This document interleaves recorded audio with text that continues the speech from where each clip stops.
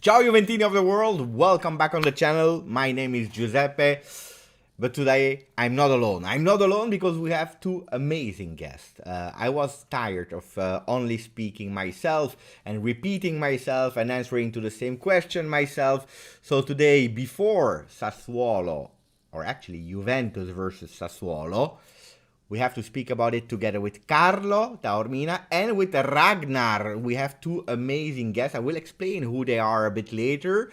But first of all, let's give them the word. Where are you from, Carlo? And why are you here? Maybe asking that as well. Okay, yeah, sure. So, thank you first of all for letting me be on here on the live show. I do really appreciate it. So, I am from America. My parents are from Sicily, specifically Carini, a small town in Sicily.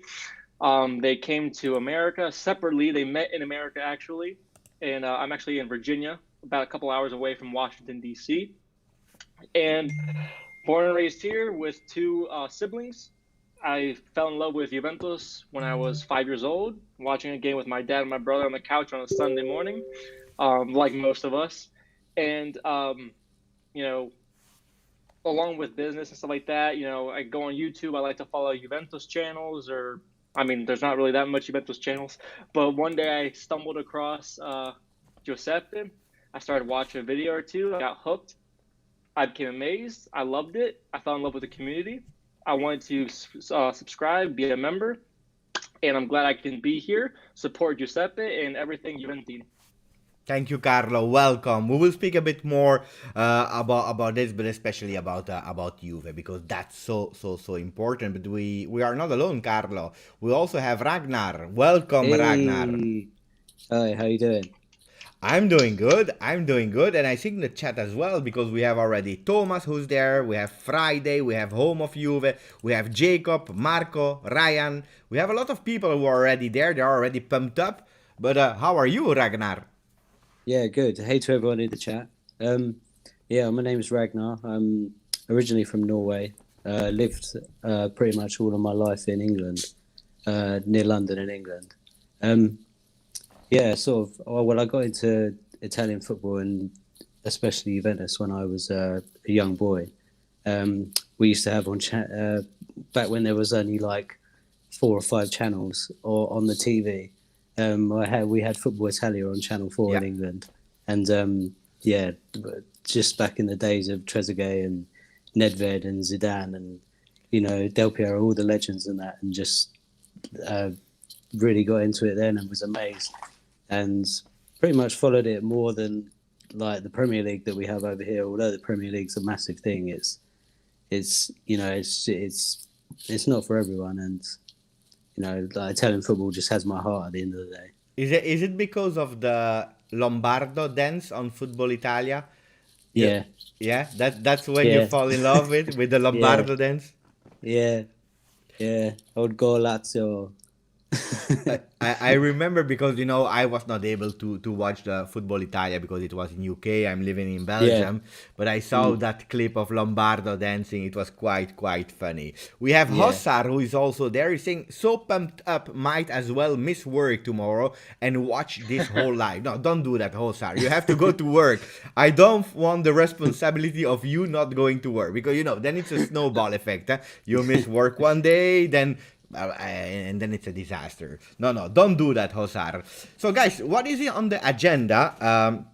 We'll speak about Sassuolo, we'll speak about the controversy, about De Laurentiis, about Inter that wants to play in their stadium, or and especially also we can go back and give a look to Inter. I want to speak also about Dybala that will start tomorrow, and that's an important one because I'm asking myself and questioning myself, how will we play? Also, Allegri today had a press conference. He spoke about Locatelli and Arthur. He said that Arthur can replace Locatelli, but they can also both play together. So let's do a total lineup later and who can play where. That can be a really fun discussion. Um, if people are asking how come, Beppe, that you have guests on your channel, it's because, you know, in the past I was not doing it that much. I was on JB World. Now I try to have a bit more guests, but to filter and to be able to pick the right people to speak about culture, to give also quality product. You know, we opened the memberships, and we had Carlo, we had the Raiders that subscribed to it, and they are welcome on the channel. This channel is the home of everyone, guys. So thank you. So what do we start with? Who wants to pick up the subject? Do we go with a review of Inter Juve? Do we go with the controversy? Do we go with Sassuolo, or we start immediately with Dybala?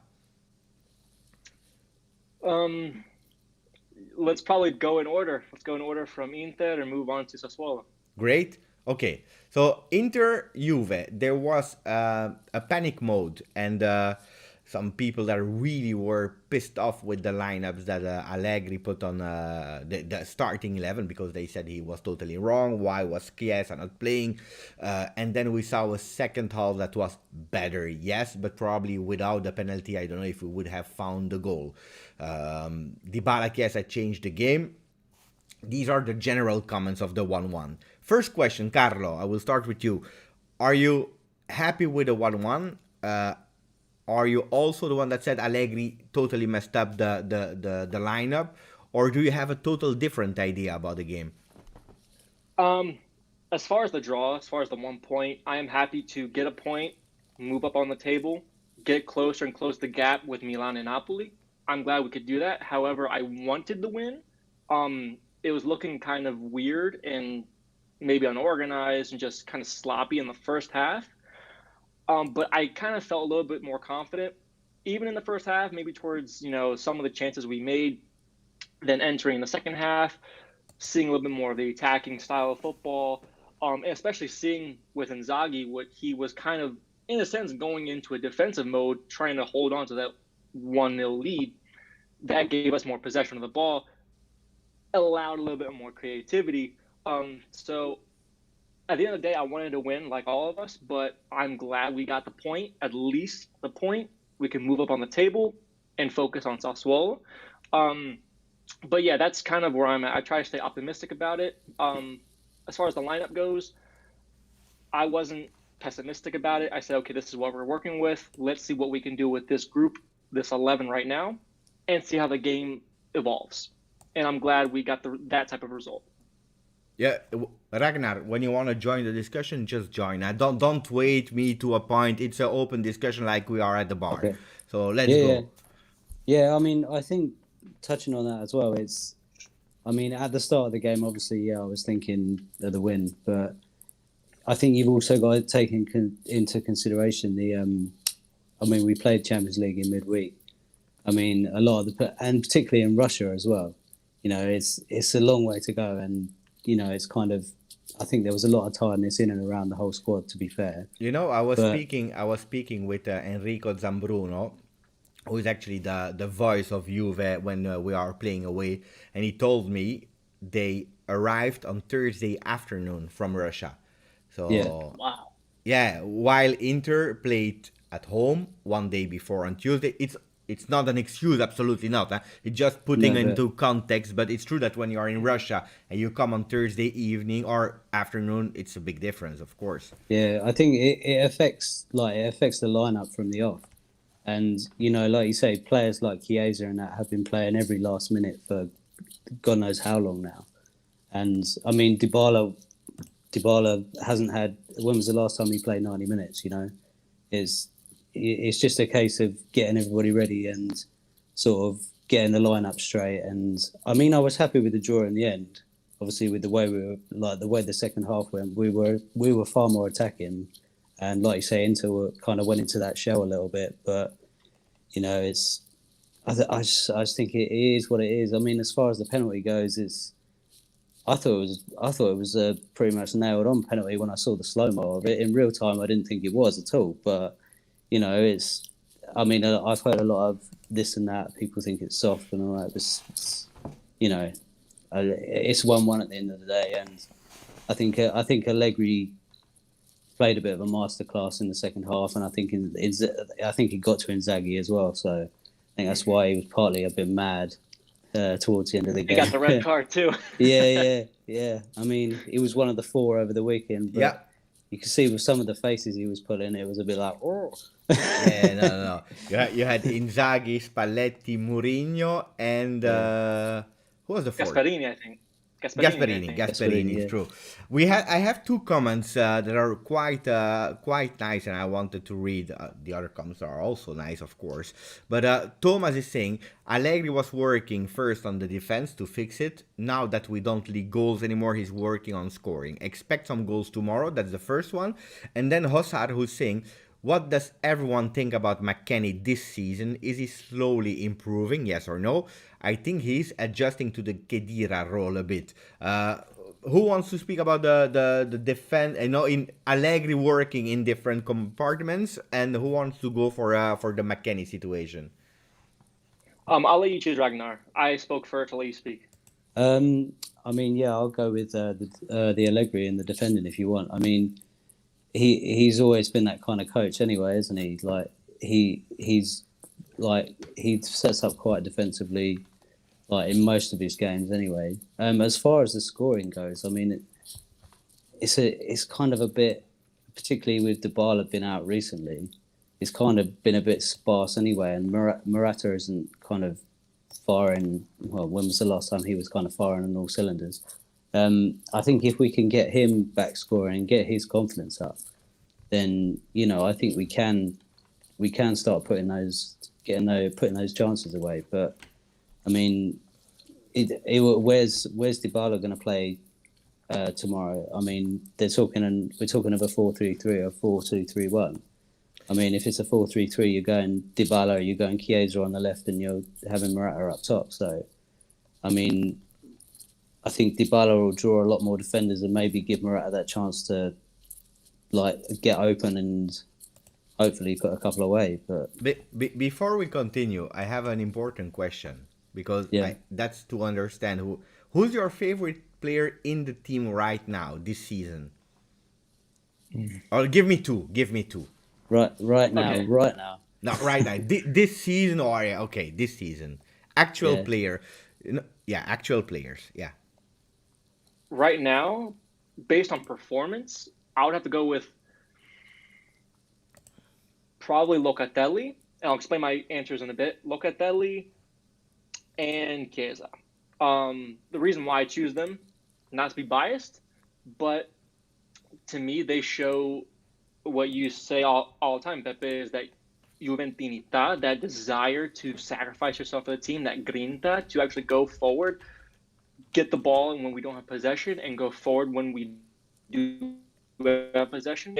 He can go one-on-one with anyone. He'll beat his marker, whether it's with pace or with technicality. And with Locatelli, personally, I think he is so far the only midfielder I see who puts his head up and looks forward and goes vertical with the ball instead of strictly horizontal passes.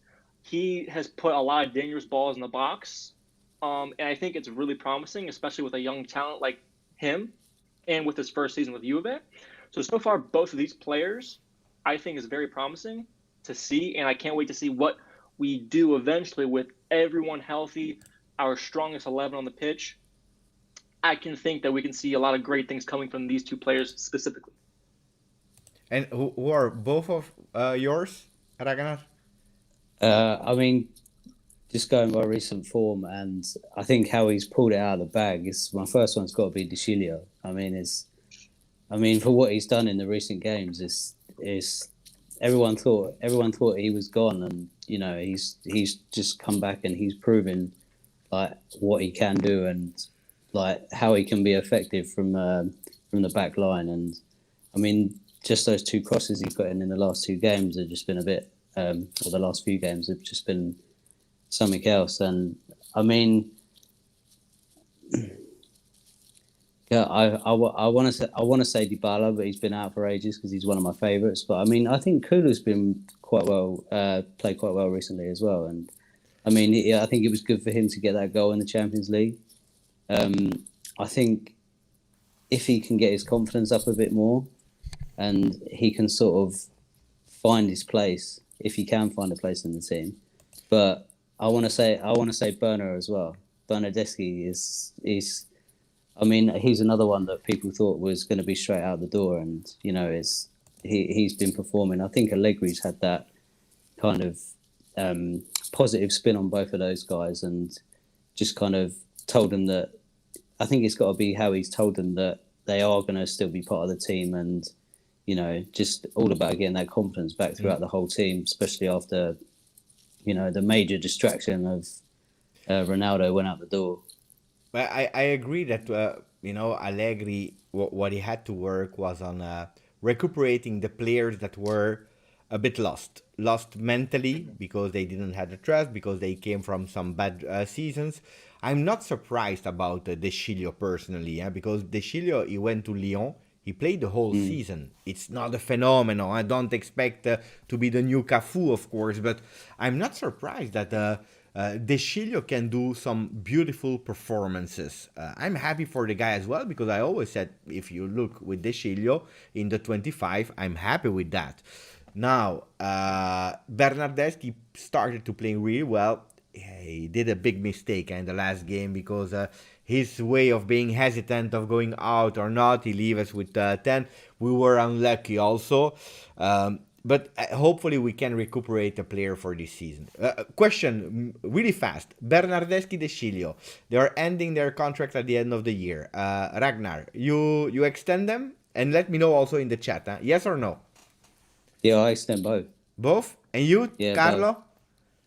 For me as well, both of them, I think so far they've proven that they want to be at Juventus and they're fighting for it. So both extensions. Also at 4.5 million for Bernardeschi, or you try to negotiate versus a bit lower? Because it's high, yeah? 4.5?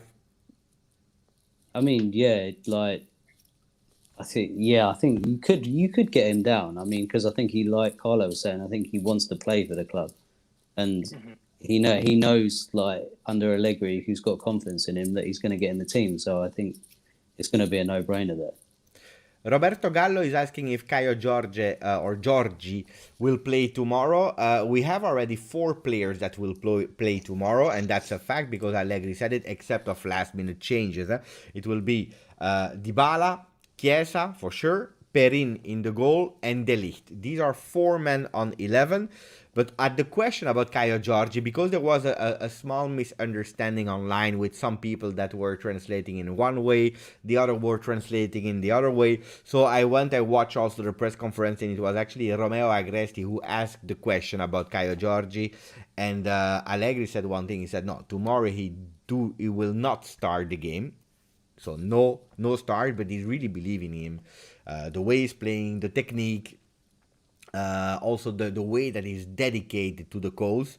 He was really unlucky because he started the season, he was immediately injured, but he's growing and he's working really hard. Looks like it's a 19 years old kid with mentality, and he wants to go for it. When I was in Torino last week, I heard really beautiful things about him, and it's nice. It's nice to see from a 19 years old kid that he has the head. So no, Roberto, he will not start the game. Pay attention, we have to speak about McKennie because that was another question. Carlo, you want to go for McKennie? Sure. You are in US, so you have to defend your boy. For McKennie, I have to. I definitely came into the season with high hopes for McKennie, especially from what he did for last year. I wasn't expecting what he did last year, and I'm sure a lot of us didn't expect what type of performance he would play last year and how many goals he would score. He didn't score 20 goals, but he scored, I think, 5, which is pretty good, especially for his first season. So I do have high hopes for him. I know expectations of him are a lot higher. His performances thus far have been kind of sloppy as far as keeping possession of the ball when he receives it, as far as technicality. But within the last 2, maybe 3 performances that I've seen him in, I can say that I do see some positives in that. I don't want to nitpick the negatives and say, oh, he lost the ball again. Oh, he didn't look up. He could have passed it to Locatelli or whatever.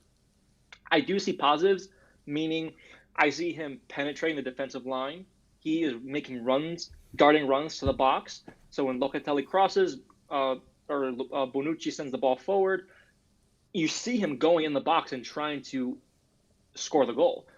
So I think little bit by little bit, he just needs to adjust a little bit more with what Allegri wants. He's, I think, slowly understanding and getting what Allegri wants from him, knowing where to position himself on the field when he doesn't have the ball, making those darting runs. And I am pretty confident that we're going to see some good things from McKennie. I just think he might need a little bit more time. And of course, he probably needs something to boost his confidence, maybe a goal, but I'm not counting him out. I'm not saying McKennie out. I'm liking what he's doing. It's just he needs to improve a little bit. Carlo, do you think with McKennie, do you think sometimes he plays like he's trying to do too much? Do you think if he just sort of relaxed a little bit and kind of sat into the midfield a bit more, do you think he'd sort of show a bit better? Or I do think he is kind of nervous. Yeah. Especially with he has expectations now. Last year nobody knew him. Now He's got Allegri coaching him, a great coach. He's with a great team, and I'm sure he hears the rumors.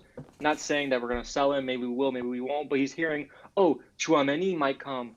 The rumors of Pogba, the rumors of maybe Pjanic, all these things. So I'm sure he hears the rumors, and I'm sure that is a lot to put on his shoulders.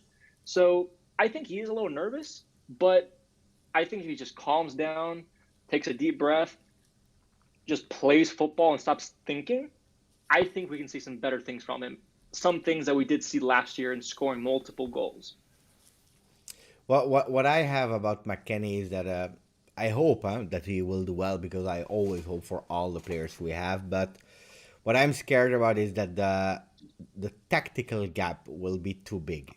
You see him, he has a really great skill that not a lot of our midfielder have, is the fact that he's able really to project himself, to enter the box, to go in.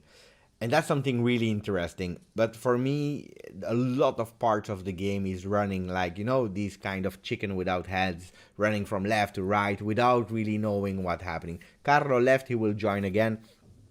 It's fine. So we are both of us, Ragnar.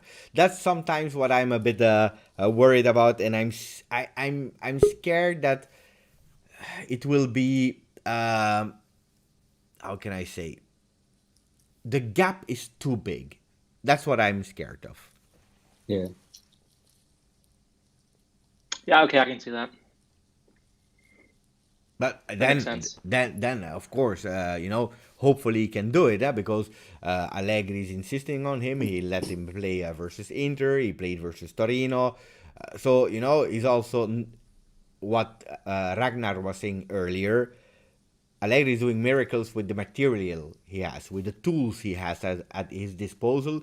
De Sciglio, Bernardeschi. So insisting on a McKennie, he can do also beautiful things. But the difference with Schalke, with the first year with Pirlo, are really different when you are playing with a coach as Allegri. That's a fact. That's absolutely a fact. Mm-hmm. Tomorrow, go Carlo, go. Oh, I'm sorry. Just one thing I wanted to mention. It was just kind of funny what you just said about these players, Bernardeschi, De Sciglio, and McKennie coming. It's kind of strange in a way, because I remember when we had Allegri the first time and we had this deep bench. We had such a good depth of players. And then when Allegri left, when we had Sarri and Pirlo, and then people are saying, oh, this bench, it's not as deep. It's not as good as when Allegri had it. But it's kind of funny because the bench didn't change that much. And when I was watching the game versus Inter, I hear the commentators saying, oh, this bench is so deep. It's not the change of players. It's just what Allegri is doing with these players. I have a romantic spot for Bernardeschi. I love him, and he's doing pretty well so far with this second introduction to Allegri. De Sciglio's coming back, pulling out some great performances. So it's not so much the players, it's just what the coach is bringing out in these players and showing that these guys can play, and these players are showing that they want to play for this club. They are calling us 1-0 FC, and we have a big split between the people who are saying we love it, because we are winning again, and it's 1-0, and we are happy, and there is a reason why. And then there are other people who are really pissed off, and I understand also their logic. They are saying it's not enough. If you believe and if your only hope is to win 1-0, it will absolutely not enough, and it will not work every single time. Ragnar, what's your theory about that 1-0 FC? I mean, at the minute points on the board and stability. I think is the main thing, and I mean the way Allegri works. Nobody's going to whinge when we win 1-0, you know. And I mean, I know it's not like a long standing tactic you can employ. You can have across the course of the season, but I mean, for the time being, it's kind of another thing I was thinking as well. Talking about the McKinney situation, I mean, I think the long term goal is to invest in youth in this squad and make it younger. But at the minute, I think he's trying to stabilize it with experience as well. And I'll take the 1-0s. yeah, I mean, if you can have 1-0 wins, like with the experienced players integrating the likes of McKinney and Kyle George to come in the last few minutes of the game and get experience as well, I think it's a good thing. I mean, a win's a win at the end of the day. I wanted to go towards that question, and winning is winning, because I wanted to go towards Dybala slowly. Why am I saying that? And then I will answer also the question of Zaki, who is speaking about the Ligt. But for me, we are playing with 4 games without Morata, without Dybala. The team was working on their defense. It was not settled yet at that moment. But then in one game you lose Morata, Dybala, 2 offensive players. And who are you playing with? You are playing with Chiesa. You have Kulusevski at disposal. You have Quadrado. You have Moisken. All players that are really great in counter-attacks. At a certain moment, if these are the only players that you have playing in that way, you have to adapt, because you can be like Sarri, loving a way of playing and having an idea, and that worked really well at Napoli. But then if you have a problem because your material is not at your disposal to do that, you have a big problem, because then your players can't adapt. And then you have problems. Allegri instead said, okay, this is what I have at the moment. Let's go for it. Let's try to play that way. Solidity in defense. We have to gain some confidence, and then we play with the way they are playing. When Dybala entered yesterday, and when he played versus Sampdoria before the injury, you saw a total different Juventus. A Juventus that wanted to try, that had something offensively.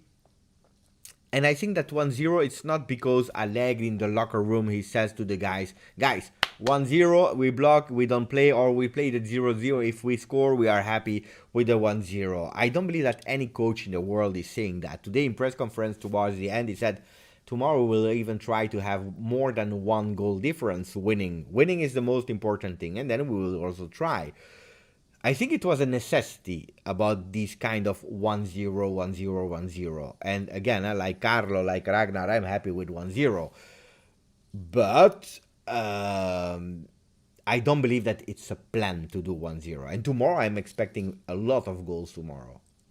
I mean, you look at the couple of games before that, there was a couple of 3-2s in there, weren't there? I don't think Allegri was very pleased with that at all. No, because we did it versus Spezia and versus Sampdoria. Yeah. And one you were about to lose, because Spezia we were losing 2-1, and we were able to score with De Ligt and with Chiesa. And then the other one versus Sampdoria was when Moisken and Dybala scored, or it was Dybala, and then I don't remember.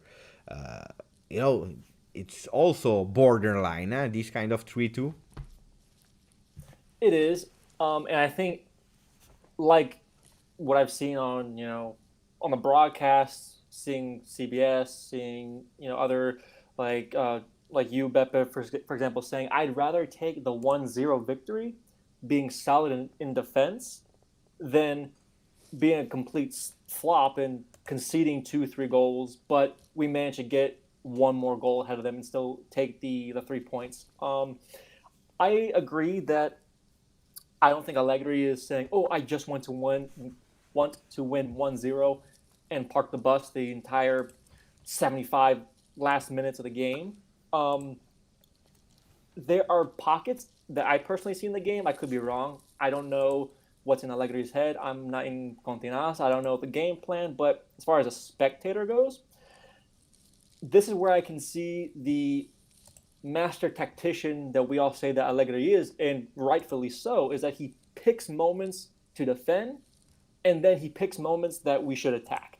I think we do, especially in the last game versus Inter, we press when we needed to press, and then you can kind of see a certain 10, 15 minutes where we're all attack, and then we kind of ease it back a little bit, reorganize, defend, put up a wall, counter, and then kind of readjust ourselves and go into this attacking formation and have most of the possession of the ball.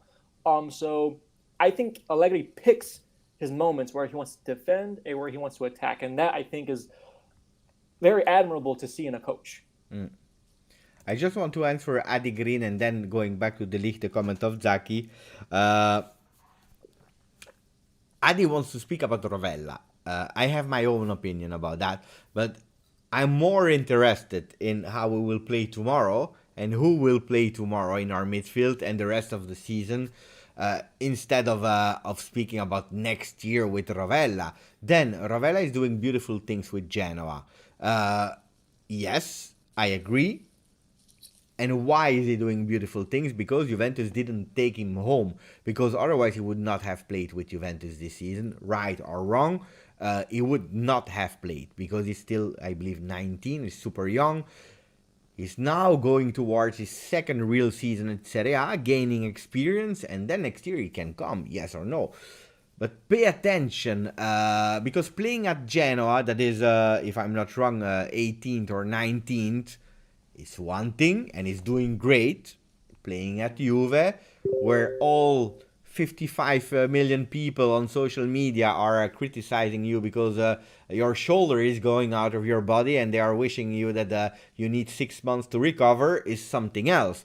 So that's why I'm always prudent with these kind of young stories. That was one. I don't know if guys, if you want to contradict me, go, because that's why you are here.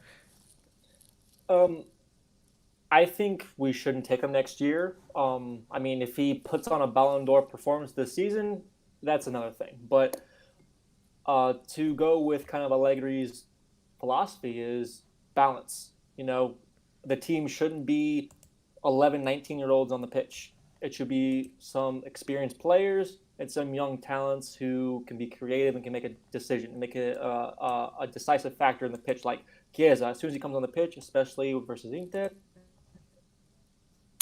turn on the light switch. Look at Chiesa. It's a good one. Chiesa already had, like, if I'm not wrong, 5 seasons of Serie A in the back. 4, at least 4. 4, I'm sure. I'm even thinking 5 seasons of Serie A. Mm-hmm. You build experience. Look at Locatelli. He had a flop season at Milan because of that pressure, like Rovella. Because of that pressure, he had to go away. He had to find a coach that was working for him, like 3 seasons with Sassuolo, before really being at the top and joining Juve ready. But these guys are 23. They are 24. I'm not against a 19-year-old player. Absolutely not. But then you need to be Pogba. Mm-hmm. When he came, yeah, exactly. And even Pogba, he didn't start it immediately. He needed a few months, and then Conte launched him. But Pogba is Pogba. I mean, I think even like next year as well, he's going to be going through the same thing that we're talking about with McKinney right now. It's going to be the same thing, trying to integrate him into the team. What's he going to do? Where's he going to play? Like, he's going to have the same sort of confidence issues probably as McKinney is, but it's the thing with young players. They got to work through it, haven't they? They got to find their place in the team, and they've just got to be effective. I mean, playing at a top club like Juve, like you just mentioned the Pogba example there. I mean, you come in and like that season he had that was amazing. He's going to prove that he could play in this team, but I mean, not everybody's going to do that. Then pay attention.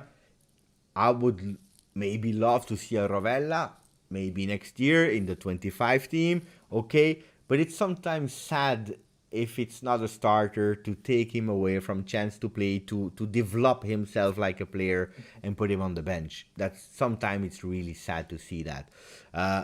Let's go back to and thank you, Andrew. Thank you. It's not because of me today. It's because of Ragnar and Carlo that it's a really nice live. Thanks, Thank you, Andrew. guys.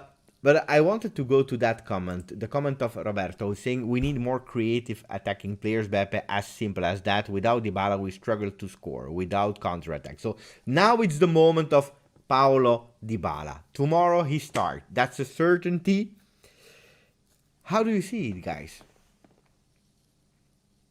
I think he picks up where he left off towards the end of the Inter game. I mean, he's going to come in, he's going to move the ball, he's going to be looking for players to get the ball to in the box, and it's just what he does.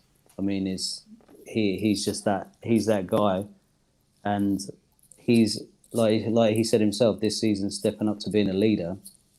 He's got to take that role on now, and he's got to be the main man that's pulling the strings. And I mean, I love him. I think he's gonna do it with ease. To be fair, but you know, I mean, once the contract sorted out as well, I think he's going to be even better. The contract will be signed, if I'm not wrong, the beginning of November or maybe. Yeah, it's soon, isn't it? Yeah. Yeah, because on Saturday we play Verona, if I'm not wrong.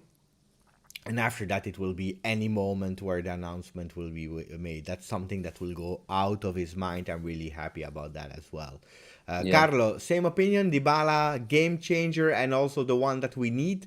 Like who was saying it? Was it Roberto? Yeah. Is it the one that, like Roberto said, the one we need to have that creativity in the front, and that will stop struggling with our counterattacks?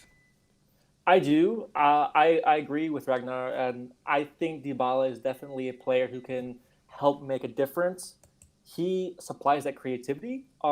Even when I saw him the first 5 minutes when he came on the pitch in our last game, you can tell when he gets the ball, especially even in a difficult position, he gets the ball not at his feet, up in the air. He can control it. He's very technical. He picks his head up. He looks where to pass. And my favorite thing about Dybala is how quick he is, especially around the 18 where he specializes, and that's where he can either put in the final pass for the goal or he can shoot beyond the 18 and score the goal. Is when he passes, he's automatically moving. As soon as he lets go of the ball, bing, bing, he moves. He doesn't just stay there. I love his movement off the ball, and that's something that everyone on the team needs to pay attention to. I know Chiesa has done that a little bit in the past, not versus Inter, I think maybe the previous game. Movement off the ball, which is, to me, what brings more creativity, because you're throwing the opposition off. They don't know where to track you, where you're going. And that can lead us, like, in a quick second, you can put in that final ball. You can send it over top, put a through ball, or create space for yourself to whoever you pass it to. There's no one marking you outside the 18. Let's say he passes it to Locatelli, who can definitely shoot outside the box and put in that ball in the back of the net. Dybala is definitely a difference maker. My only fear is that, knock on wood, I don't want Dybala to get hurt again. He has shown a history of this. But what the goal should be is we shouldn't take a player and make him the number one, whether it's a Ronaldo or a Pirlo when he used to play for us. If this player is out, then that's it. No more game plan. I think we should all kind of look to Dybala, especially as the leader, and that's what he's showing to be, is we need to play like him as well. Be quick off the ball, pick our head up, know where to pass to. As soon as you pass, run, and create a space for yourself to throw off the opposition. So that's where I do hope for. In case Dybala is out, heaven forbid this happens, but if he's out, we need to play like that, be quick and be decisive and be more creative, like Roberto was saying. And I totally agree with that. I will come back on Dybala. I just wanted to answer Pablo Carlos Miguel Lopez Figueira, who was actually saying, pay attention, Beppe, yes and no, because look at Barella from Cagliari to Inter. Wait. Can I just say one more thing about Dybala, Beppe? Of course. I mean, yeah, go. I mean, I think a lot of people, I don't know. It's kind of a question. Like, do you think he operates the best in the middle, and he's got to have that free roll all the way across the front line, like to be effective, really. Yeah, but I don't think. that's why I wanted to just answer first Pablo really quick about the All Barella, right, yeah. and then I wanted to go into really the depth and the details of Dybala, where to play him because he's playing out, and what is also my problem with Dybala because I love the guy, but I wanted to go back. So just to Yeah. answer before joining Inter, Pablo, because now he's already 24, Barella. Okay, he arrived at 22. He's 24. He played at Cagliari. From Cagliari, he went to Como. Como, he went back to Cagliari. And then from Inter, he was still on loan there. First, they went on loan. They paid attention. And then he became a real Inter player.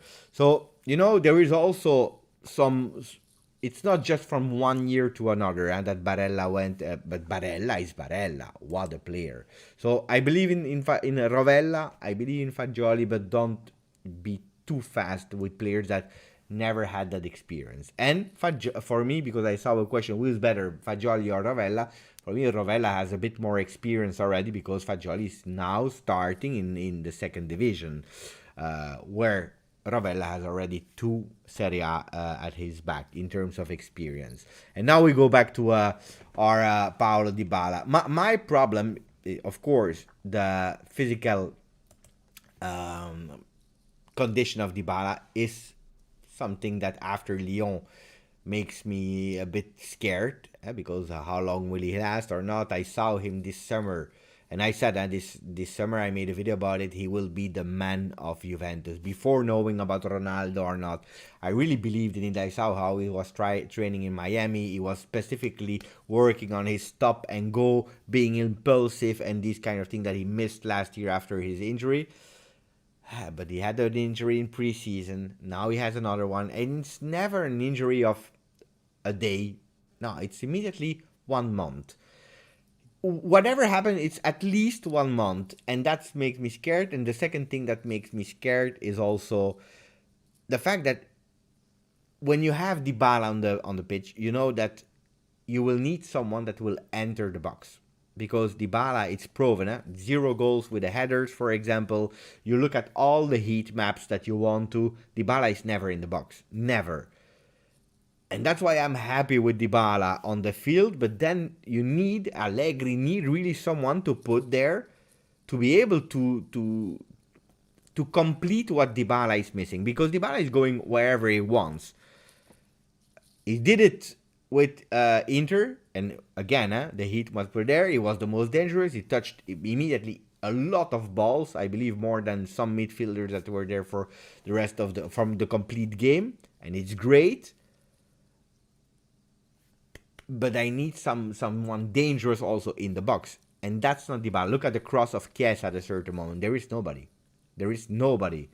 So, and then I ask your opinion. For me, tomorrow I believe we will go in a 4-2-3-1. And I believe that's the best position for me for Dybala. Because behind the striker, without actually being obliged to go on the right, on the left, or he can go wherever he wants.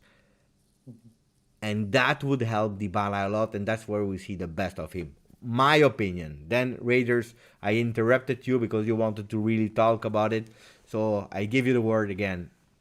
No, I mean, I think the false 9 is like the where he operates the best, I think. And having that free roll across the front line is his main sort of strength. But like you were just saying, like, is Morata the one that he can put the ball into and like we can score goals that way? I don't think he is. I mean, he needs that lethal kind of ruthless goal scorer up top to be able to complete, like you were saying, and be effective as to what he's doing. And I mean, the way that Morata's been playing, I don't think he's the guy to be doing that right now. But I think, and I'm a fan of Morata too. Not a big fan of, I'm his number 1 supporter. He should be the number 9 for Juventus for the next 5 years. No, he's just filling in the gap until we can get a true number 9. a better number 9. But I will say, I don't put all the blame on him. And I do prefer the 4-2-3-1 with Dybala right behind the striker, because I've seen that Morata has been dropping a little too deep. Now, of course, as a number 9, you're going to drop down, put your back to goal, and then play off. Either break off and immediately run to the box, or put in that final pass and maybe do a give and go, a 1-2, and then you can put the ball in the net. But without someone like Dybala, without a true number 10, I feel like Morata is kind of by himself, because we don't really have that much support in the midfield other than Locatelli. If Locatelli can do something very dangerous. So I think Morata has been dropping a little too deep, and he's, in a sense, taking himself out as a striker and just making himself another midfielder, and then we have no one up top.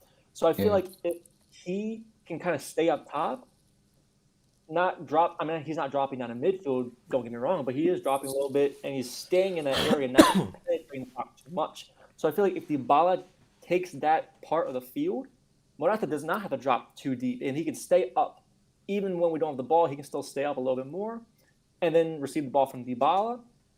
I feel like that's probably the best position, not only for Dybala, but it will benefit Morata a little bit more. And I think we can start seeing Morata score some more goals. Now it's Ragnar that went away. He was not happy what you were saying, Carlo. It will pop up again. I agree what you are saying, Carlo. Absolutely. Now I wanted to go back also to Rod's comment, who said, that I have hit the nail with my comment. Of course, everyone has their own opinion of Dybala. I know that Dybala is always a controversy between people. We don't know. Do we like? Do we don't like? What's the problem? I really like, because the problem is that we don't have another player like him in our team. We need a player that is also able to dribble a man, that is able also with his left magical foot, also on free kicks. Even if it's a long time ago, I didn't really see a free kick. He had one.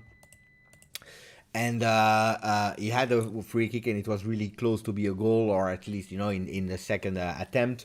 So we need a player like Dybala, absolutely, because his skills are really needed at Juventus. And we saw that we were suffering without Dybala offensively. On the other hand, with Dybala, if Dybala is the one that we see that needs to be in the midfield, that doesn't enter, then you need solutions. And according to me, I agree with Jason, my friend Jason, who is there also in the chat. He was saying a bit earlier, he was saying he should not be the number 1, but maybe the number 2, because if you build all the project around Dybala, then you have, or maybe he's injured, or maybe go into depression, whatever. So you need a few players to build a project on, and not only on one. But that's what you were saying also, Ragnar and Carlo. Not only one player, because that's really dangerous. On the other hand, I would go for really rotating, like Allegri said today. We have 25 players. They are not scooters. They are really players and humans. We are playing, best case, 57, 58 games if we are playing all of them. If we play only with 11 players, like Roma is now doing because Mourinho has his periods, then at the 15th of January we will be out, because players will not be able to play physically. They have no thing. So if we go with a 4-2-3-1, with a 3-5-2, I would certainly play Dybala, but we also can do without him. And yesterday, I saw someone who was explaining me how to pronounce it. So it's Kulusevski. I lost the comment, I believe, but someone was telling me, Beppe, it's not Kulusevski with S, it's Kulusevski. So it's Kulusevski. So Kulusevski, he played in a total different way. He was man-marking Brozovic, and even if offensively he was not the one that we needed, defensively he was doing a great job. So that's what I'm thinking. Rotating and being able to change in the game or from the start, whatever. That makes sense. And it depends on what opponent they're playing too, and at what point of the game. Like you just mentioned, he was man marking Brozovic, doing a great job. And it's just managing the game and what type of opponent. So I think you're exactly right. Yeah. To Rod's comment, who's saying I agree with we need Dybala, but not for the amount of money he's asking. He's a good player, but will never be a Del Piero or Tevez. But and Jason was going into the same comment, like 7.5, 8 million is fine for me, but 10 plus million player, it's too much for him. I will give my opinion later. Ragnar, because you went out, you came back. You want to go with the financial part and to just to introduce it, Rod, pay attention because the money they are speaking about unofficially it's 8 million fixed plus 2 million that is actually bonus on games that he's playing, goals that he's scoring, assists that he's doing. It's really linked with a performance linked bonus. So it should be a 8 plus 2. It's not anymore 15 or 20 like we were hearing. Ragnar?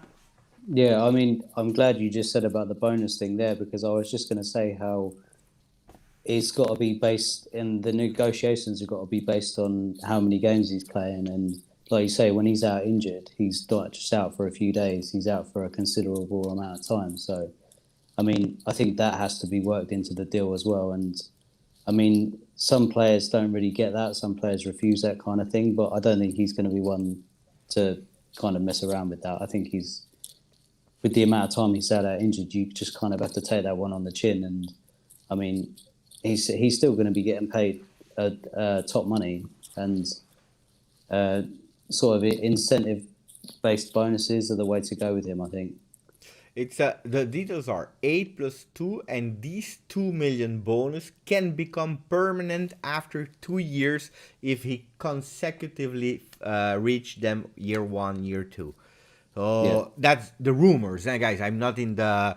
I went there, but I was not there with Dybala and with Giorgia Anton in the same room. I heard you were in the room. No. Hey, you know what? Hey, you want a funny thing? That's a really. I tell you, at a certain moment, I am in the headquarters with the project manager of Twitch from Juve, who is my buddy because we are working day in day out together, and he was making me, the tour, the visits of the offices.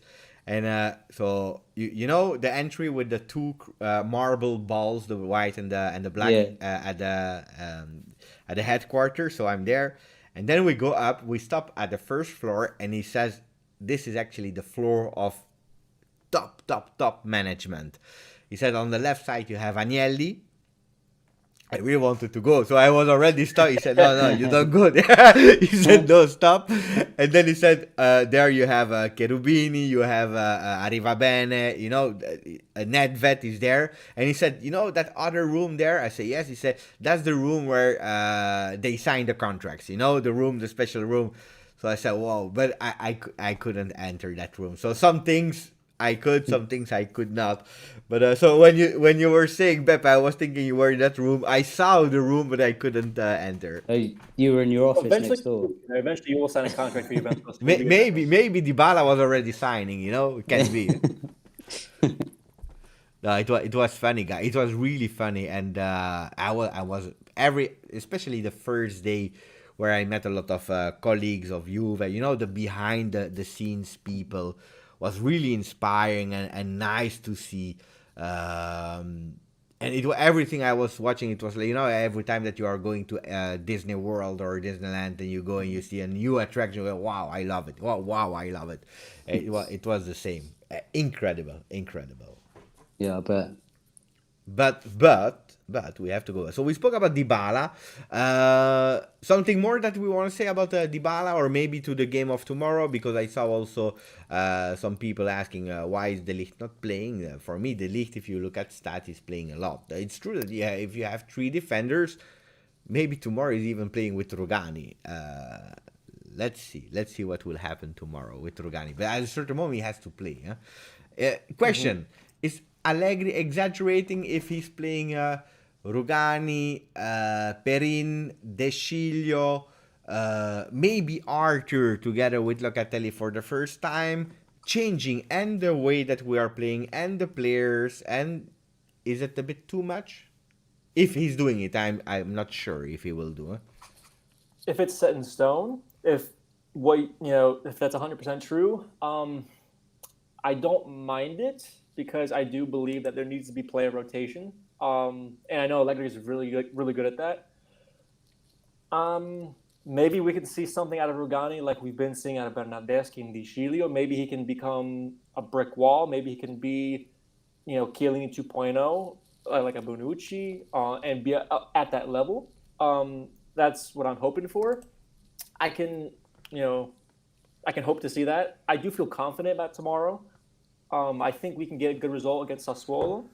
I'm expecting more than one goal. I have a feeling about this. I'm not saying 7-0, although I wish.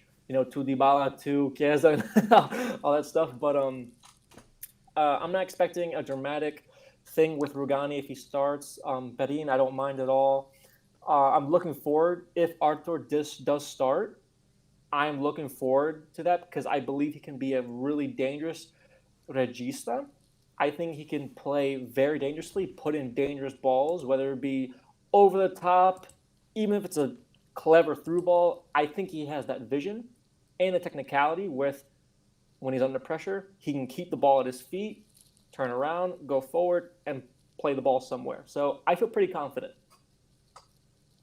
Yeah, I mean, I don't really worry about rotation too much with Allegri because I think with whatever players he puts out there in the team, he's always got the best game plan to complement the players he has on the field. So I think I don't really worry too much about who's coming in and who's going out. Obviously, we're going to have the core of the team out there, but I mean, you do have to put the guys like De Ligt in to get the playing time.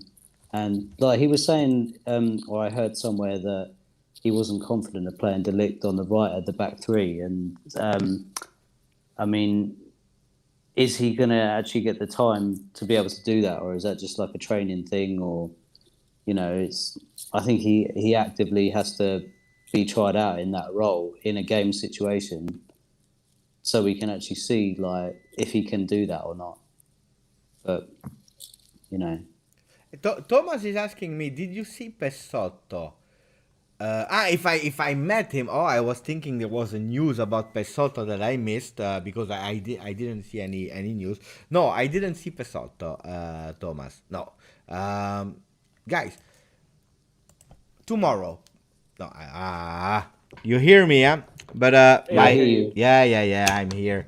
I forgot to charge my camera, so I have no battery. But a few seconds, and I will plug it in, and then it starts again. So, but you hear me. That's the most important. So I will launch a poll, but I also want your opinion. If you are doing some predictions, yes or no, about tomorrow's game, and then we can go to the crazy controversy of the papers of today. Wait, I need to fix it. Wait, like this. There. Okay, not too big, not too small. So prediction of tomorrow of the game.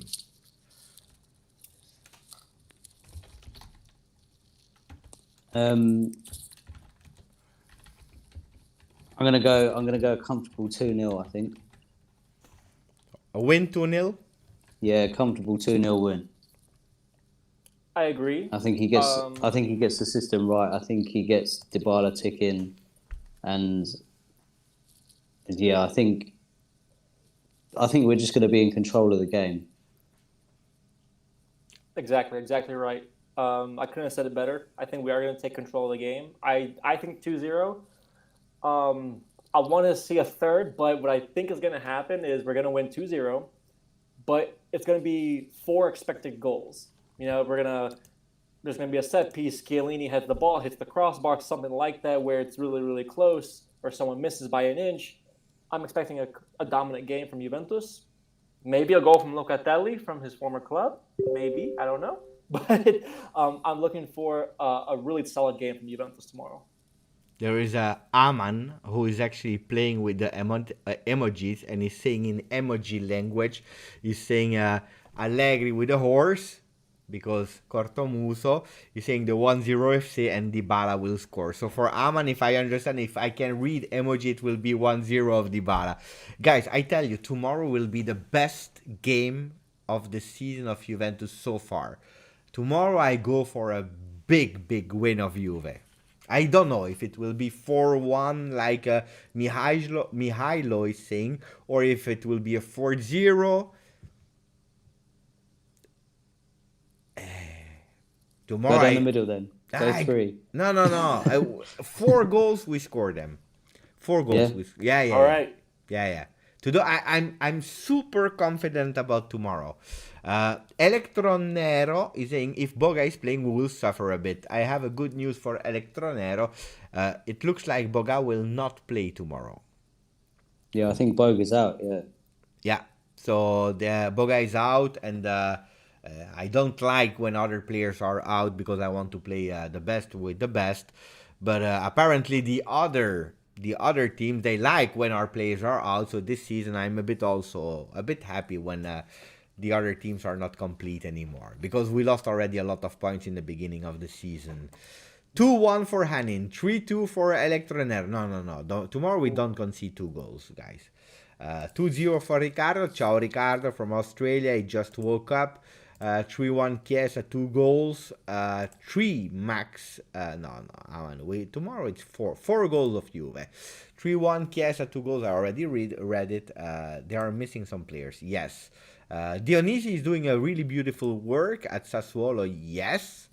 But tomorrow, Allegri is pissed off because he wants to show that we can score more than 1 goal. Pay attention. We have the 13th best attack in Serie A. That's really not okay. That's really not okay. That we are It's far. going to change. I have a feeling it's going to change. And especially, again, with all of our players healthy, with maybe a different change of formation, depending if you do 4-3-3, 4-2-3-1, with the best 11. Maybe you see Lab, which is a great thing to see. I hope maybe we could see that. I'm expecting great performances from everyone. I'm expecting some goals. That is definitely going to change. It's going to be number 1, not 13.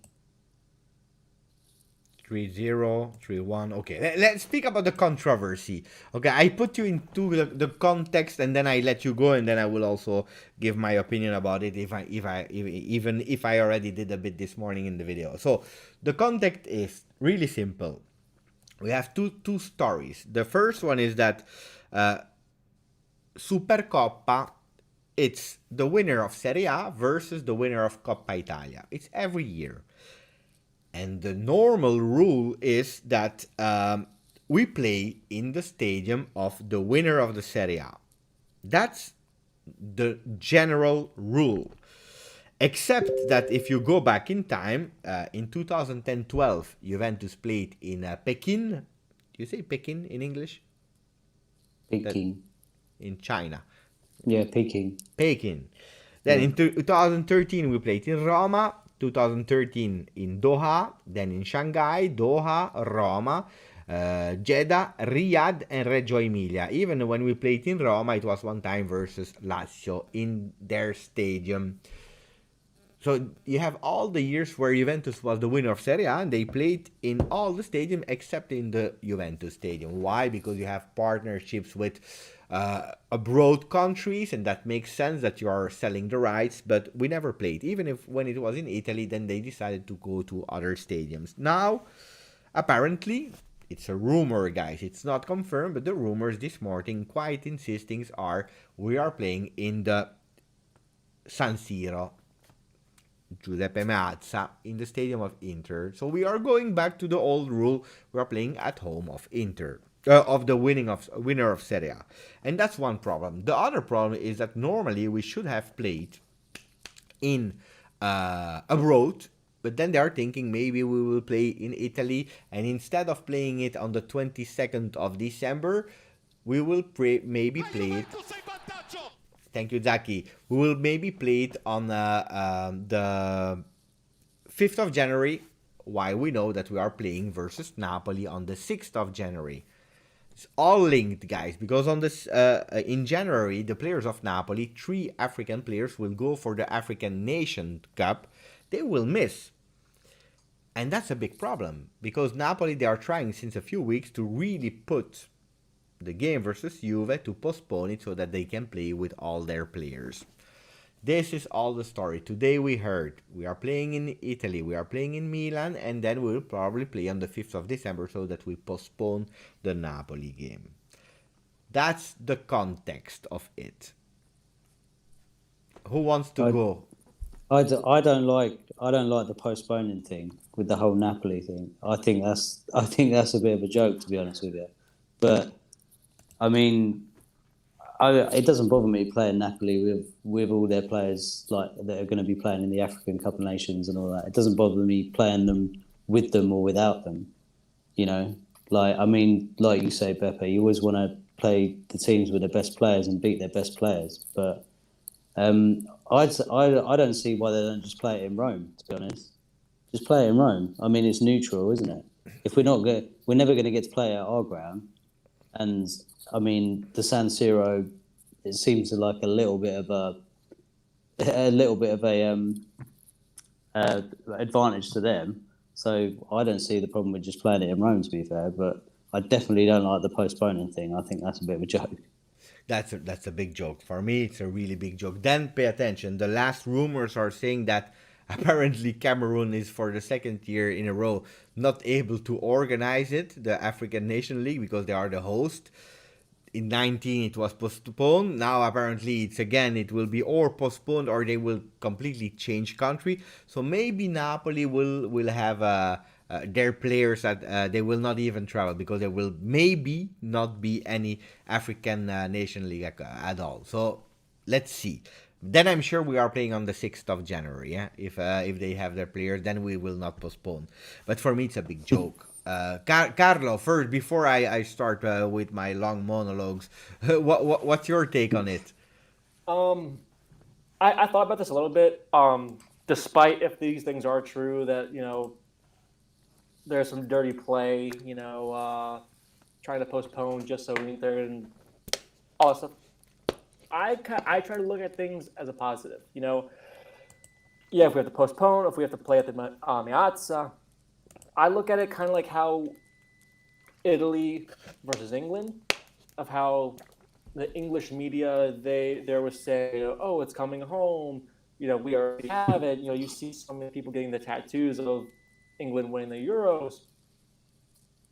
I think it's only going to be more fuel for Juventus to be like, listen, we'll play at the Meazza, we'll play in Antarctica. We don't care. We're going to play football. The football is going to be won on the pitch. I just think we kind of have to accept it as it comes. Okay, the game's postponed. We don't play with certain players. Our opponents, their players are in the Africa Cup of Nations tournament, whether they're there or whether they play with Napoli. The game's postponed or not, whatever. I just feel like there's nothing we can do. There's nothing Juventus can do. We just have to accept it and just understand that we have to shut out all the noise, everything, all the BS, all that nonsense, and just understand that the football is one on the play. We show that we want to win more than the other team, and that's it. And then we move on.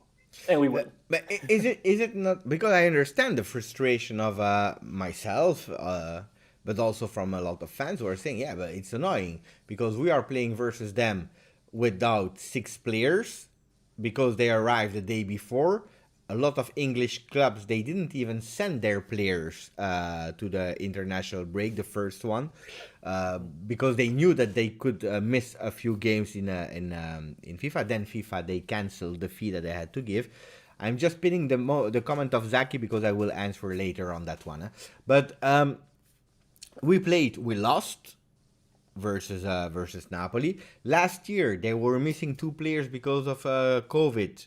They didn't come to our stadium. We are it started to be annoying, but really annoying. I understand that the fact that we have to accept and we have to play, and this is actually the strategy a bit of Juventus, of Agnelli, because like Mihailo is saying, we are not in best relation with Serie A management and the Federation of Football of Italy. That's why we suffer. Yes, it's true. It's 100% true. But Juventus, they did an official statement about it. They said, because when Napoli was not traveling, they said, we take the ball. You tell us when we play and where we play, and we will be there. We accept everything. And Allegri said it 2-3 weeks ago. He said the same. Tell us where we play and we will be there. calendars, whatever. We don't care about that. We have to do. You know what's happening? It's that, first of all, playing in San Siro brings more money than playing at the Juventus Stadium. Why? Because the Supercoppa is 50-50 in terms of revenue. If you are able to, with COVID, to have 20,000 persons, 30,000 persons, you have to divide it, or you go to San Siro and you do 50-50, the entries are a lot better. So Juventus financially, why not? On the other side, they also know that 50-50% of the stadium will be divided between Inter fans and Juve fans. They are also scared that, 50% of Inter fans at the Juve stadium, it's hard because they will have access to a lot of parts of the stadium and they can do some damages. You never know, when they are in a corner reserved there, it's one thing. When they have 50%, it's something else. So this is one thing. The other thing is as well because Agnelli gave up on the Italian Federation. He knows that they are incompetent. He tried, and he knows that it makes no sense because it's a big chaos. It's always a chaos. Sometimes he went there at some meetings, Italian Federation, and he was the only one to show up because the other one were not there. So Allegri gave up. And that's, if you take the official statement, if you take the stadium, if you take all the story, that's why Juventus is not even fighting. They accept, they say, you know what? Okay, we go, we play, tell us. Because it makes not even sense to start communicating with you because you don't think about it.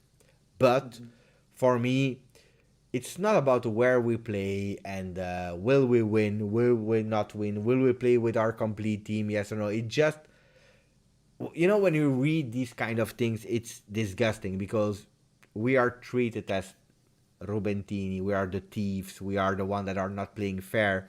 And then you have all these manipulations on the paper. Papers are still speaking about VR, about that thing. They started the weeks before with Moratti that spoke about Giuliano, Ronaldo. I consider myself a normal, smart, intelligent man that can have a own opinion. And when I see this kind of thing, I'm saying it's a complete joke. I really don't understand it, and that's why I'm pissed off. Not because we play or we not play, but it's so disgusting. My own It's take, just this guys. organized is not fair. It's not like you said. It's just kind of people are in the Italian Federation. Whoever's pulling the strings, it's just there's incompetence. And I mean, you're right. You're right. Guys, Zaki, because I want to answer Zaki. We don't need to play with De Ligt on the right because we have Danilo, who is doing the perfect job playing that hybrid role that the role needs to play ahead of Bonucci. That's a bold statement, huh? That's the first time I hear someone who said we don't need De Ligt. Then I trust a lot Danilo, huh? But we don't need De Ligt to play in that right. Zaki is not saying we don't need De Ligt. He say we don't need him in that 3-man defense. I just thought I heard Allegri saying that he wanted to play the De Ligt in the back three, and that's why I mentioned it. But he wants to play with him when he will be ready to play on the right in the 3-man defense. Yeah. At the moment, he's not ready. But do you agree that we don't need him to play on that position because we have Danilo?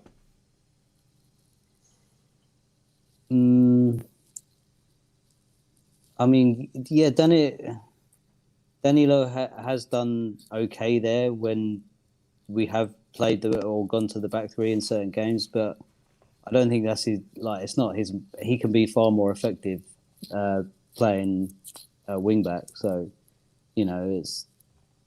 I don't know. I think I'd like to see another centre back there. To be honest, that's where I think it's leaning towards. I think it's more so of having 3 true center backs, and then you have maybe Danilo playing on the right or Quadrado on the right or whoever you want to play on the right, and then Alexandro De Chilio to the left. I think where he's leaning towards is just putting 3 really good center backs and then having the 2 wings drop down to be more of a 5-man defense. Because I think you said it best, Giuseppe. I don't know if it was in the last live or last video, but there's no such thing as a 3-man defense. It's either a 4 or a 5. And I think that's right. So I don't mind really if the Ligt plays on the right. I also heard today that De Ligt's leaving at the end of the season anyway. De Ligt is going nowhere. Guys, do you believe Yeah. that he will leave at the end of the season? No, I don't think I can't so. see I it. don't No. think so. The guy is super happy in Torino. He loves the city. The girlfriend loves the connection Torino Amsterdam. She's loving the dogs there. They have a great friendship with the Chiesa and the girlfriend. Even Rugani, the wife of Rugani, she's in good relation with them, so they will stay. I have no problem.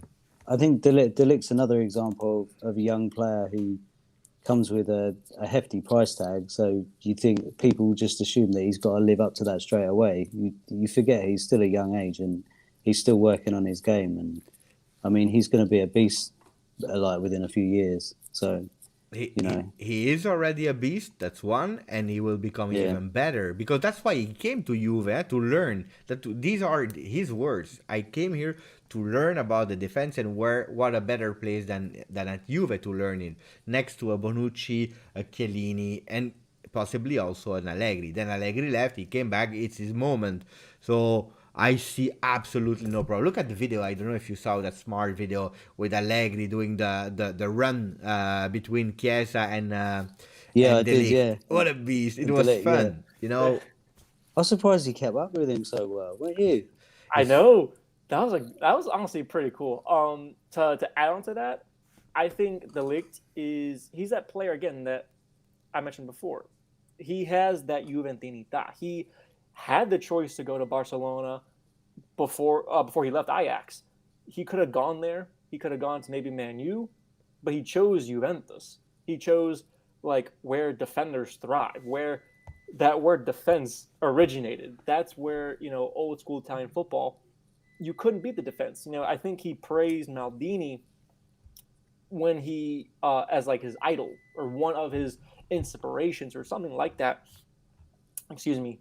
And I think he just loves Juventus and Italian defense. So and especially with Allegri, because if I'm not mistaken, he came because he loved Allegri's style and he thinks he's a great coach. And now he's got him for 4 more years. I don't think he's going anywhere. No.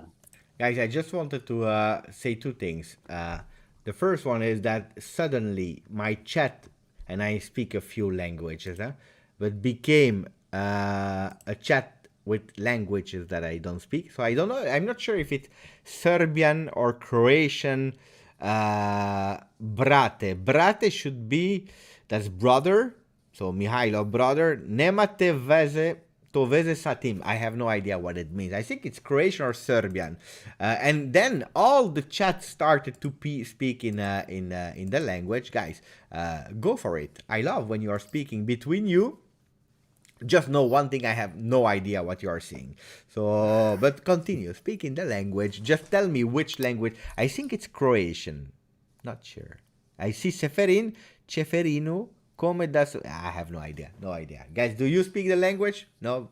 Neither of you? I speak a little bit of Italian, of course, very little, and Spanish a little bit. But that's it. No, nothing else. This is not Spanish. I can guarantee you that. A few words of some Scandinavian, but no. Other than that, just English. And then I wanted to say thank you to my great friend Ron Rositano, old loyal from the channel. Thank you to be a member. Also, Just family, like Jason, who is in the chat, or Ragnar today and Carlo. I hope they are having a fun time. When you want to, you join, you let me know. You send me a message, Ron. You are welcome. We do a live together. Absolutely, yes. Let's see. We go with 10 more minutes, guys. Is that fine for you? Yeah, Fine no for me. worries. You call the shots. 10 minutes, more or less, and then we stop. I still try to understand. It's Serbian. You see, it's Serbian. Dino, we have a lot of people from Serbia. They started with 4 or 5 people to speak in Serbian. I love it. So let me go. They're getting ready for Vlahovic. That's why. That's why they are starting to attract Vlahovic. You want Yeah. Vlahovic, guys? Yeah, definitely. He shows promise. I am a little hesitant because of what happened with Belotti. He had one amazing season with Torino. He became the highest goal scorer, very young, and then all of a sudden he almost had 100 million price tag on his head. And then we know what Belotti became. He's not that wonder kid. He's not consistent really. So I do like him. Not saying I don't think he's a great player. I think he is good. I just am a little hesitant for Vlahovic. As far as strikers in the market that we can afford, I think he's a good option. But if we do get him in the summer, and then the first 5 games he doesn't score, and then we all of a sudden hear Vlahovic out, that was a waste of 65, 75 million. I'm expecting to hear that if that does happen, but I think he needs some time, whether he stays at Fiorentina. Well, actually, he's not at the end of the season. He might go somewhere else. But if Juventus do get him, he's going to need time. And I hope he doesn't become that flop-like player like Belotti, unfortunately. I hope he can do better things and become one of Europe's top strikers, like a Lewandowski level. I just think he's exactly what we need. I think he's exactly the man we need up top. I mean, playing with Chiesa and Dybala, I don't think there's much of a chance that he can fail with his sort of technical ability and his strength and his eye for goal. But I mean, if we do get him, he's not going to be cheap. But I mean, I think for me, I think he's the man we That'd be need. pretty cool to see. I'm asking in the chat. I'm asking the chat also with a poll. Vlahovic for 65 million. Yes or no? Dry question. Yes for you, Yeah. Ragnar. 65 million. I would. Yeah, I would definitely. Carlo, no, huh? If that's the price, Yeah. then I think so. I think that's honestly pretty good. I mean, it could go higher depending on what he does with this season, but I think that's a fair price. And especially in today's market, I wouldn't be mad if we paid that. I just hope he lives to that. You have doubts that he can. You have doubts. I do, not because of his ability, because I mean, he's shown that he can play great football. It's just how many times have we seen a player with one great season, and then the next season, and the season after that, and the season after that, they just haven't shown it. So I'm not putting that on Vlahovic. I'm not saying that's going to happen to him. I'm just always hesitant when you always hear, oh, there's this new kid. He's scoring so many goals. He's going to be the next whoever. We hear that all the time.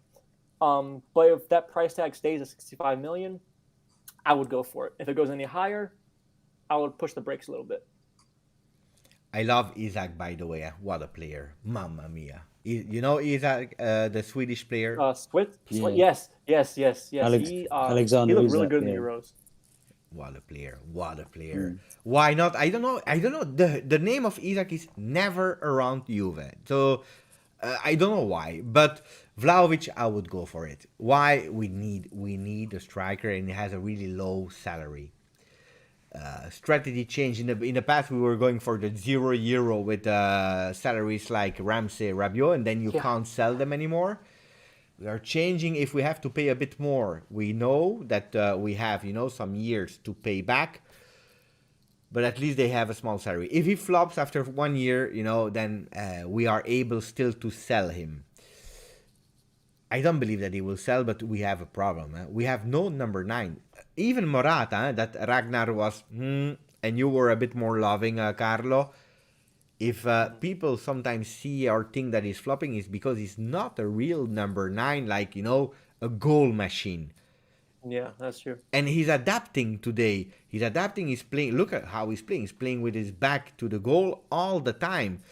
Look at Moise Kean. He was trying to do it versus Torino the first half, I believe. Then he was subbed. He did it with Italy. He's not able to control the ball. It's hard what Morata is doing, but he's not the man that will bang you goals. Last year, even when Ronaldo was not there, in the beginning of the season, he was doing a top season where all the people were saying, let's go Morata, Morata, Morata. I have always have a bit of doubts about Morata in terms of consistency, but I admire his sacrifice skills and his love for Juve. But if you tell me next year you have to pay 35 million for Morata, that will be 30, or you do a 65 for Vlahovic, I would not be hesitant. Looking at the Yeah. team, looking at the completion of the team, Yeah, Yeah, I agree. I mean, if you want to pay 35 for Morata at the end of the season, why not pay 30 more, but you're betting on a better striker. Hopefully he can be consistent. But I agree. I would pull the trigger on it. I would take that risk. I would go for it. I agree. Then of I course, just I go. just think he fits the profile so well. He fits exactly what we're looking for. I mean, playing up top on your own is one of the hardest. It's probably the hardest position in football, like across all the leagues in the world. And I mean, there's not a lot of players that can do it and do it effectively. But you look at him and you look at the way he plays and you look at the way he plays off and rolls off defenders. I just think he will have it in his locker if he doesn't already. Look, according to Giovanni Albanese, Vlahovic can't wait to wear the Juve jersey. By the way, I was talking with Giovanni Albanese a bit earlier today because he has a project behind the scenes. He was asking me some tips, so tomorrow I call him. He has a nice project for the people that speaks Italian, of course. So a lot of people are telling me, guys, we want Milinkovic, Savic plus Vlahovic. We have the Serbian community. Of course, they love. That would be beautiful to have some Serbian Juve after the Brazilian Juve, because we had 4 players of Brazil playing. I believe it is the first time ever that 4 Brazilian players were playing at the same moment. Crazy. Let me read. Yes, but Vlau needs a better squad, and we can use a player of his caliber. Yeah. Some people are saying no. Some yes. Wow. Guys, I want one question for Carlo from the chat and one question for Ragnar, because we are there still for more or less 5 minutes. So one good question for Carlo and write a name, and one good question for Ragnar, so that we can pick them and they can answer. Let me check. I want to spend 70, 75, not 80. 80 starts to be a lot. Vlahovic is young and not even close to his prime. It's correct. Jacob is saying, I'm still hoping in Haaland takes a Juve discount. Hey, you saw Haaland maybe the remaining of the season injured. Season over for Really? Holland. No, I didn't see that. Holland. You didn't know? No, I didn't see that. Injured. So it's not confirmed yet, but it can be the remaining of the season. Oh gosh. Yeah.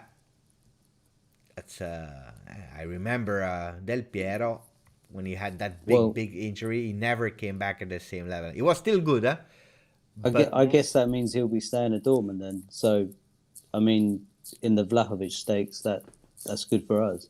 Yeah, can be. Yeah, because if Holland will leave Dortmund, maybe Dortmund was interested. You know about the Mercato, guys. You know. Carlo is saying Vlahovic plus Chiesa back together again. That'd be a pretty cool reunion. But then Carlo, he forgets about Bernardeschi. Why do you forget about Bernardeschi, Carlo? Why? We have Bernardeschi, Vlahovic, and Chiesa. Even if Vlahovic and Bernardeschi, they never played together. But then, we were working on an under-23 project, and it's working. It started to work, but we have also another under-23 project, and it's Fiorentina. We have Chiellini, we have Quadrado, we have Chiesa, we have Bernardeschi. If we take Vlahovic, we love Fiorentina players. Yeah, it starts to be a lot, huh? Wait. Let me see, because they are starting to write some question. Carlo, which is the best formation for current Juve? That's a question for you, Carlo. This actually kind of goes to a question I asked you in your last live, and I agreed with it because I feel the same way. So I'm torn between 2 formations. One of them is a 4-3-3, Yeah. And the other is a 4-2-3-1. I kind of touched on it a bit earlier when we were talking about Dybala and how we can place Dybala. In a 4-2-3-1, Dybala fits perfectly as a number 10, traditional number 10, behind the striker. And I think it is a solid formation because Allegri's used to it. And I think a lot of these players are used to it who are in the squad. And I think it, I don't know, just brings more calmness to the team. That's just my personal feeling about it. I do like a 4-3-3 as well, especially if we can put Locatelli as a mezzala where he's supposed to play, Artur as a regista, and Bentancur maybe in the January transfer window, Tchouaméni maybe, or we that other mezzala role can be kind of swapped out between him, Rabiot, or anyone we might get in a transfer market. But I would love to see Locatelli do what he does best. He is a box-to-box midfielder. He can shoot the ball. He can be aggressive, and he can defend very well. And with Artur, hopefully he can be that regista that we all have been looking for all season long. It's difficult to say which one I prefer. I will have an answer at the end of this explanation, but I feel like there are pros and cons to both of them. You know, if you do 4-2-3-1, you might be risking the factor of having Locatelli maybe going higher up the pitch and really invading the defensive lines, penetrating through the box, or going really deep. With a 4-3-3, he can do that all day. But and maybe in the 4-3-3, Dybala can be that falso nove, drop down a little bit. We saw a little bit of that earlier opening day of the season. However, for more stability and maybe better results, and with more familiarity, I personally will go 4-2-3-1. I'd love to see that tomorrow. And I think probably that is my personal opinion of the strongest formation for this team. And then it took me 5 minutes to explain that. No, but it makes sense. It makes sense so that the people, they know why. I have a few questions, some for Ragnar, some from both of you. The first one is of Aman. What do you think about Netflix 2022 Vikings Valhalla? That's an important question. I had to ask it, Ragnar. Yeah, I mean, yeah, it's got to be the one, hasn't it? Yeah. I mean, we're rocking the Viking theme here. Then I have a question for both of you. If you can bring one midfielder, who would it be? Just give me one name without explanation, Carlo. Boom, dry. One name. Pogba. And for you, Ragnar? Do you know what? I'm going to make the chat happy. I'm going to go SMS. Oh. Yeah, for the Serbian community. Yeah. All-time favorite player? Oh, it's got to be Del Piero. Alex. Yeah. It's got to be, yeah. I have his posters on The my man. wall. I have jerseys. Oh my God, he's my favorite player. That's easy. You know, I have when they are a bit older than me, they tend to go for Baggio. Then we have our generation. It's really Del Piero, and then you have Buffon. These are really the three names that comes a lot. And then you have, of course, the new generations that are totally different. But these are the three names. It's hard to go really with a I never heard, for example, my all-time favorite is Davids, even if Davids is in top 10, for example, in my heart. Yeah. But all-time favorite as a Juve fan, it makes totally sense. Hey, you made the chat happy, huh? Ragnar, you made it. You made them happy with SMS. Hey. Forza Ragnar. Wait, huh? An important question. That's an important question. I should have asked you before starting the live. Do you still believe, an honest opinion, without any honest opinion, do you still believe it's possible, the Scudetto, yes or no? Yes. Yeah? Oh, wow. Yeah. I do. I will invite you even more on my channel. I love with Allegri back, it's possible, you know. I love that. My Freddy Mon Amour Paolo is asking, better my Freddy or Pirlo? It's a difficult choice, huh? It's a difficult choice. I know about my Freddy. Ragnar, you followed already my Freddy? You remember, or a bit too I'm a young? little bit too young for Malfredi, but I mean, yeah, in that situation, I would say Pirlo. Yeah. Yeah. Same for me. Not really too familiar, but I have that romantic soul, and I have to go for Pirlo. Pirlo is just Uh, top 10 of all time players. Guys, my Freddy had Baggio, he had Schillaci, he had a top team, and he came like the calcio champagne. He made some beautiful in Hurra Juve, who was the old paper of Juventus. He was there with champagne Juve. At the end, we bottled it. It was a disaster, disaster of my Freddy. Ciro Ferrara is also another one that was a top trainer at Juve. Love Alessandro Del Piero, but it's Buffon for me. It's the bun, Camoranesi. Camoranesi as well. Top player, top player. And Nedved, my favorite player. Yeah, Pogba can't was forget my about Nedved. Jacob. Pogba was my first ever favorite football player. Then he left. Pogba, I remember, Pogba as well. I became a big fan of Pogba at these years at Juve because I love these, these love stories of a young kid, nobody knew him, and he was a beast at Juve. Then, did you see the tackle he did this weekend? I didn't see. I The saw a assassin picture tackle. of it. I heard it was terrible. Yeah, he went over the top of the ball. It wasn't pretty. I think he was thinking it was the trainer Ole. Yeah. That's what he was thinking about. Yeah, could have been. Last Joseph, question, guys. Yeah. I have a question for you. Whenever we're done, whenever you can read. I have one question for you though before we leave. Okay. No, So- my last question. You wanna ask it now, or I go with my last question for both of you? I'll ask this question. Go.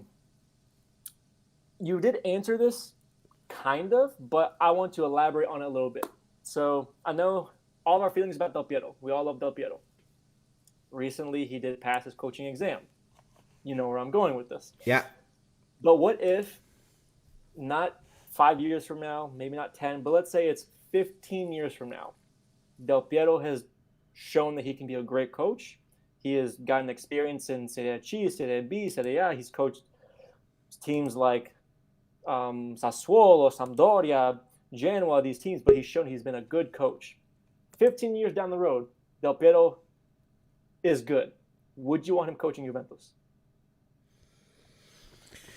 That's I kind of answered that question already.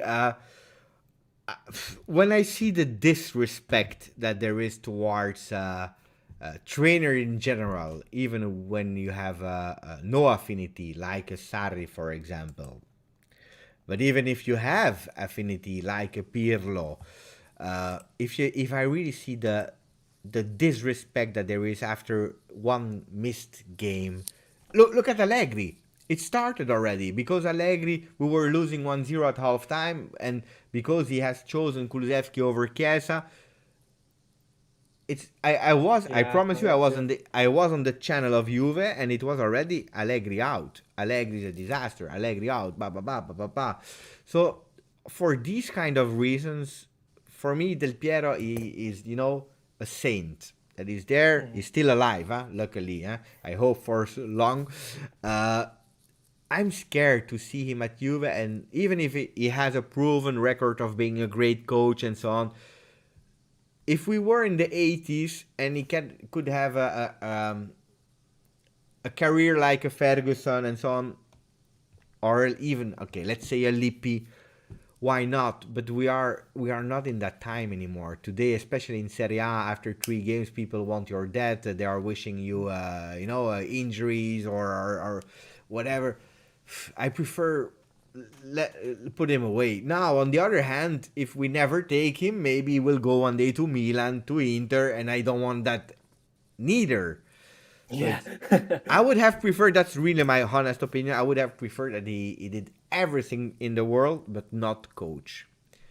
but I wish him the best. Of course, from the moment he will arrive and sign at Juventus, I will support him with all my heart. But I will be really sad if I see the same things that I saw for our past coaches. Mhm. Yeah. But I understand then that people want to see him and so on. Having Zidane as a coach is something. Deschamps as a coach is something. But Del Piero, that would hurt me if people say that. Okay, my last question for you guys, and then we can go. You can start doing what you have to do, Carlo, and Raiders, Ragnar and me, we will go to bed. Okay, you are following the channel since a certain time. My question is, what could I improve more, or what are you missing on the channel? Because I know that lately it's hard to do a bit of variety because of agenda, a lot of work. Also now that the restriction of COVID are not there, I'm going a lot of time out of home to work.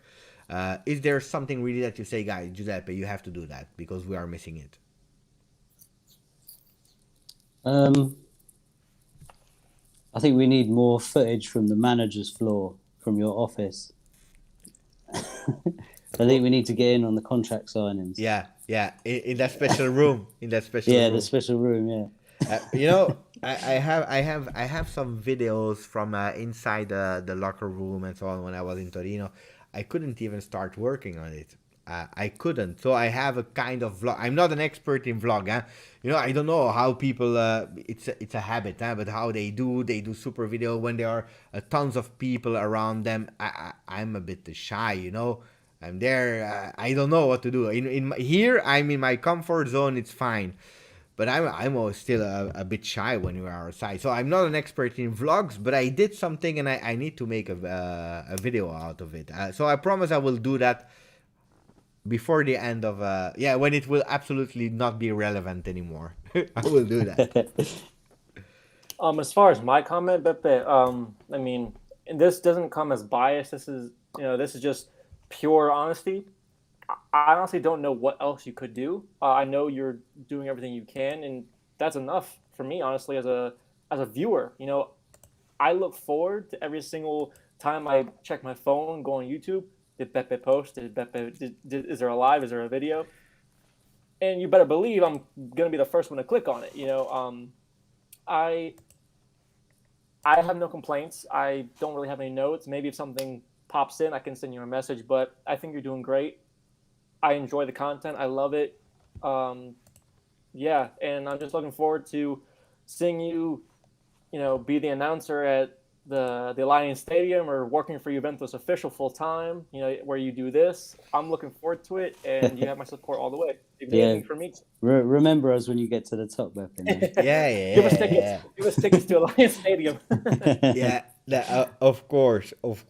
But no, thank you, guys. I was super happy. I was super happy to do it.